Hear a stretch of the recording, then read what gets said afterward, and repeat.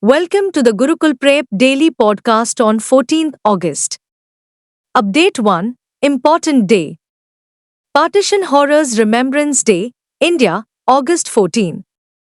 However, 14th August marks Partition Horrors Remembrance Day before the country celebrates its independence. The Prime Minister declared this day in 2021 to commemorate all those who died as a result of the nation's partition and were displaced from their homelands. PM Modi said that 14th August will be celebrated annually as Partition Horrors Remembrance Day, stating that the sorrow of partition can never be forgotten and that millions died as a result of mindless hatred and violence.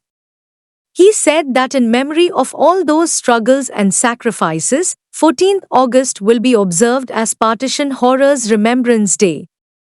Update 2 Books Satyajit Lal's 1971 Strategy Campaign Valor book launched.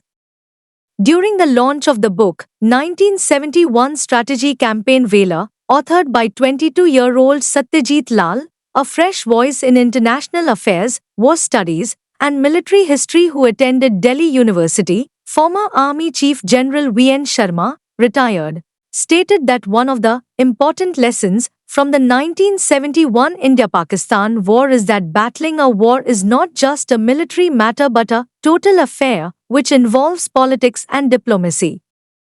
This volume covers the high points of the major battles fought and honored the Indian heroes of the war that resulted in the creation of Bangladesh in 1971. It was released in the presence of IAF Chief Air Chief Marshal V.R. Chaudhary and former Delhi LT Gunner Anil Bajal, among others. Update 3 Defense India-Sri Lanka Joint Military Exercise Mitra Shakti commences in Maduru Oya, Sri Lanka. According to the Defense Ministry, a joint exercise among India and Sri Lanka's forces began in the island nation on 12 August to enhance interoperability and the exchange of best practices. The 10th edition of the India-Sri Lanka Joint Military Exercise, Mitra Shakti, will occur at the Army Training School in Maduru Oya from 12 August to 25 August. The ministry stated that it will strengthen the unified military capability to conduct counterinsurgency operations in a sub-conventional scenario under the UN mandate.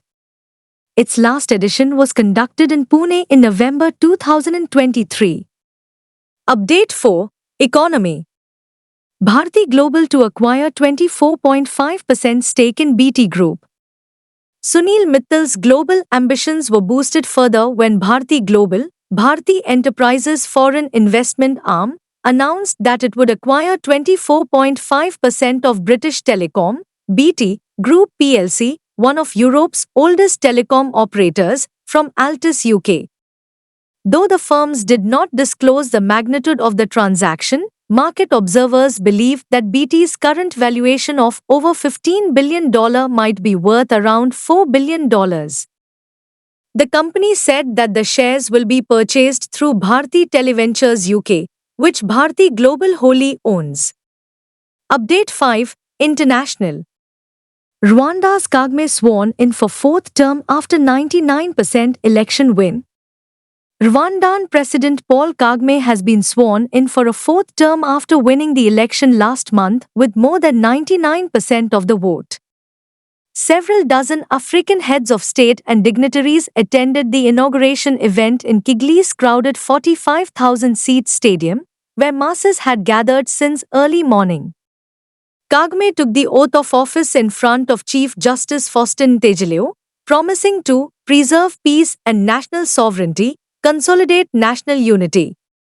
The outcome of 15th July poll was never in doubt for Kagame, who has ruled the small African nation since its 1994 genocide, first as de facto leader and then president. Update 6 Rank and Report Net direct tax collection up 22.5% to 6 rupees and 93 paise trillion. After accounting for refunds between 1st April and 11th August, FY25, India's net direct tax collection increased by 22.5% to 6.93 trillion rupees. According to the most recent data from the Income Tax, IT, Department, tax collected during the same period last year was 5.65 trillion rupees. Personal income tax, PIT, surpassed corporate tax in terms of tax collection.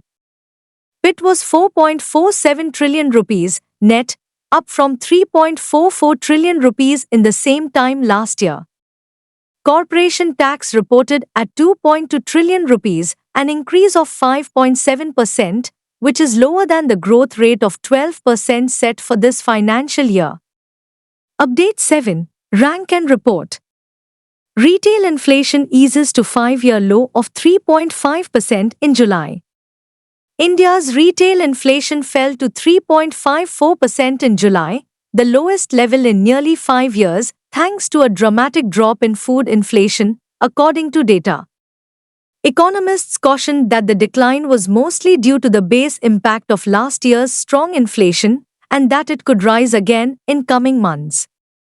Retail inflation, measured by the Consumer Price Index, CPI, was 7.44% in July 2023 compared to 5.08% in June of this year.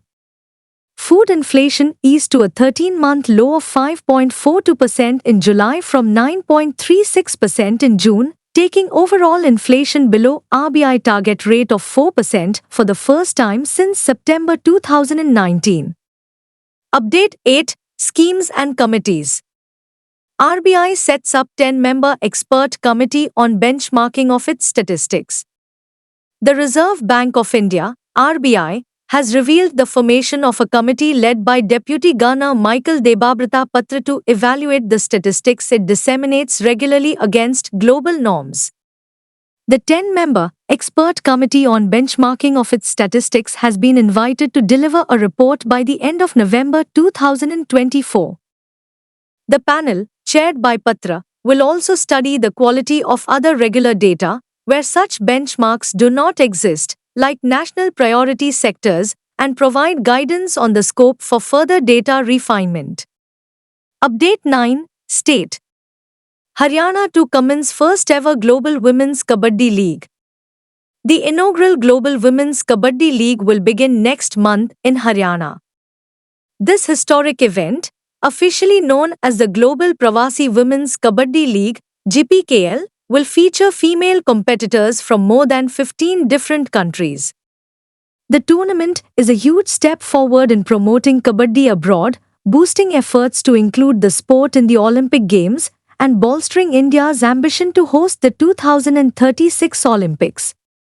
Organized by the Holistic International Pravasi Sports Association, HIPSA, in partnership with World Kabaddi, the league's launch will take place in Haryana. Update 10. Summit and Conference. NVIDIA to host flagship AI Summit in India, CEO Jensen Huang to attend. NVIDIA's premier AI conference, the NVIDIA AI Summit, will be held in India from October 23rd to 25th at the Jio Convention Center in Mumbai. India, the United States, and Japan are among the only 3 countries to host the event. NVIDIA CEO Jensen Huang and other important industry leaders will attend the event. Attendees can expect interactive workshops, panel discussions, demonstrations of AI solutions and tools, and a chat with Jensen Huang.